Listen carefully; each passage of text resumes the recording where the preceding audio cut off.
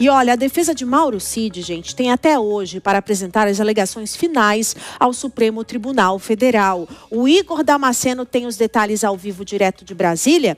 Igor, bem-vindo novamente. Então, o que vai ser decidido nos próximos dias? Márcia, boa tarde novamente a você, ao Bruno e a todos que nos acompanham em tempo real.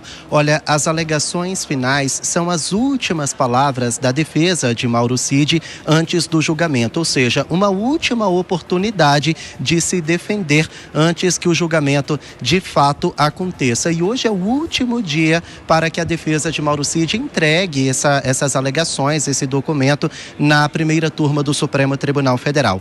Mauro Cid, de acordo com a Procuradoria-Geral da República, faz parte do chamado Núcleo 1, ou Núcleo Crucial da suposta trama de golpe de Estado, que inclui, inclusive, o ex-presidente Jair Bolsonaro. E ele é o primeiro dos 8 réus desse núcleo a entregar as alegações finais, porque ele é o delator dessa suposta trama. Então, por uma questão de regimento, a defesa dele faz as alegações finais primeiro, antes dos demais réus. E essas alegações vão ser entregues 15 dias depois que a PGR entregou as alegações dela.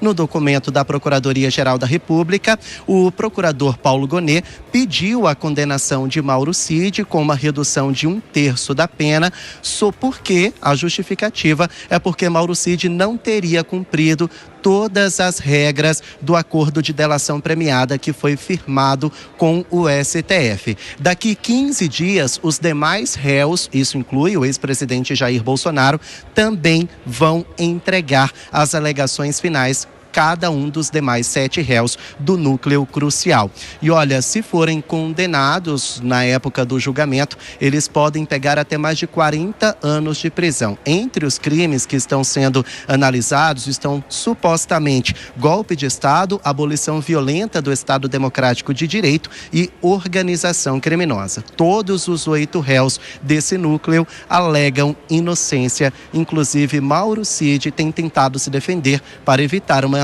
eventual prisão, viu, Márcia? Informações importantes, Igor Damasceno, ao vivo aqui em tempo real na Jovem Pan. A gente volta a conversar logo mais ainda hoje e a gente fica de olho no Supremo Tribunal Federal para essas alegações finais. Vamos repercutir então com os nossos comentaristas, o Diego Tavares, que continua com a gente. Diego, a gente viu que o Cid era um homem de confiança, estava muito ligado a Jair Bolsonaro durante os 4 anos de governo. Isso tudo, essa investigação andou porque teve este acordo de Mauro Cid para revelar algumas informações, teve aquela audiência, né, para colocar de frente com outros militares, chamaram ele de mentiroso. E agora, o que esperar nessa alegação final de Mauro Cid? Haverá alguma novidade ou só vai referendar o que já foi declarado à Justiça? Não acredito em novidades, Bruno Pinheiro. Realmente, Mauro Cid é uma das figuras mais emblemáticas de todo esse contexto da investigação, de julgamento da trama do suposto golpe de Estado. Na peça Alegações Finais, dificilmente nós veremos alguma novidade em relação ao caso. Alegações Finais é um apanhado de todo o processo até o momento de apresentação dessa peça. É mais para que a defesa de um réu organize para o juiz que julgará a causa os fatos e as provas, correlacione os depoimentos prestados, os documentos que foram juntados com os fatos que são alegados pela própria defesa. Agora, quando a gente fala do Mauro Cid, é sempre importante a gente relembrar alguns fatos, né? Mauro Cid mudou a versão do seu depoimento dado em delação premiada mais de uma dezena de vezes. Ele mesmo, logo depois que foi colocado em liberdade, quando assinou o acordo de delação premiada, disse, e esse áudio foi vazado pela revista Veja, salvo engano, que ele foi procurado por pessoas ligadas ao Poder Judiciário e que foi pressionado em sua delação. Disse que havia uma trama já estabelecida e que caberia a ele, como delator, apenas fornecer elementos que robustecessem essa narrativa que já existia, que já estava consolidada. Como todas as demais provas desse processo decorrem dessa delação premiada de Mauro Cid, existe aí uma nulidade muito patente em relação a essa prova que contamina todo o restante do processo, no meu entendimento, e também é um entendimento que reverbera aí entre muitos juristas que analisam esse caso. Fato é que, tal como na época da Operação Lava Jato haviam críticas sobre a violação ao devido processo legal, ao processo penal, nesse novo julgamento que apura o suposto golpe de Estado, nós teremos as mesmas críticas e, com isso, a possibilidade, tal como acontece em relação aos casos da Lava Jato, uma grande leva de anulações no futuro.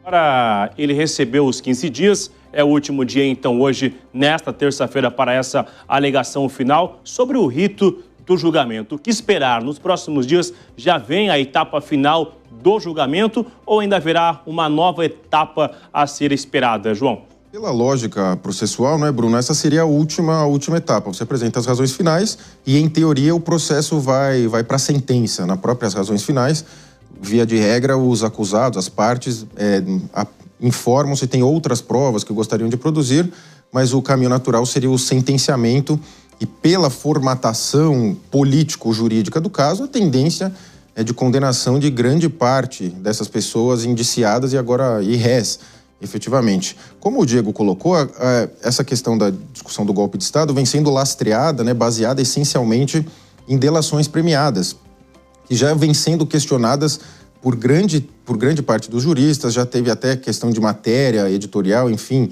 em jornais estrangeiros. Então, a história vai se encaminhando para o fim com a sentença, mas as chamadas nulidades vão se avolumando.